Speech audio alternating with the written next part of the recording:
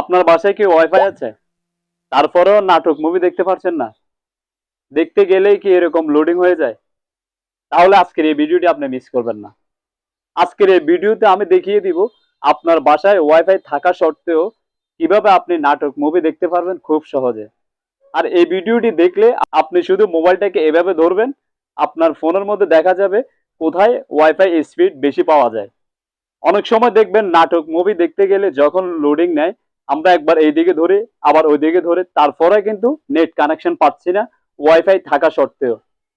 আজকের এই ভিডিওতে আপনি দেখবেন আপনার মোবাইল থেকে কোথায় নেট স্পিড মানে ওয়াইফাই স্পিড বেশি পাওয়া যায়। দর্শক, এই ধরনের আরো ইম্পর্টেন্ট ভিডিও পেতে আপনি চাইলে আমার চ্যানেলটি সাবস্ক্রাইব করে রাখতে পারেন।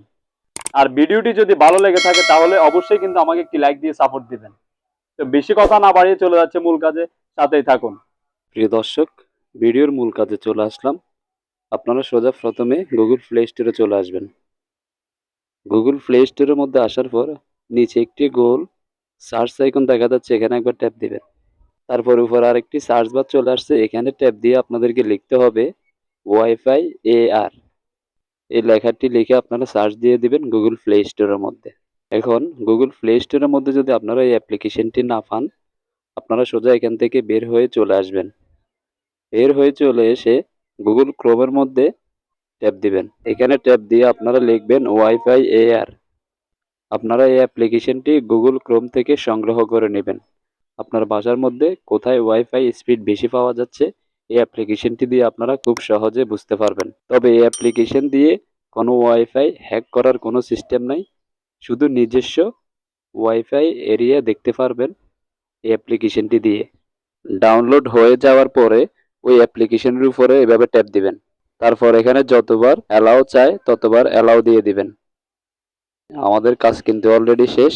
এই যে দেখুন, আপনারা উপরে কিন্তু স্পষ্ট দেখা যাচ্ছে কত এমবিপিএস আপনি পাচ্ছেন। যত কাছে যাবেন তত ওয়াইফাই এরিয়া দেখতে পারবেন, কত এমবিপিএস পাচ্ছেন সেটাও স্পষ্ট দেখতে পারবেন এই অ্যাপ্লিকেশনটি দিয়ে।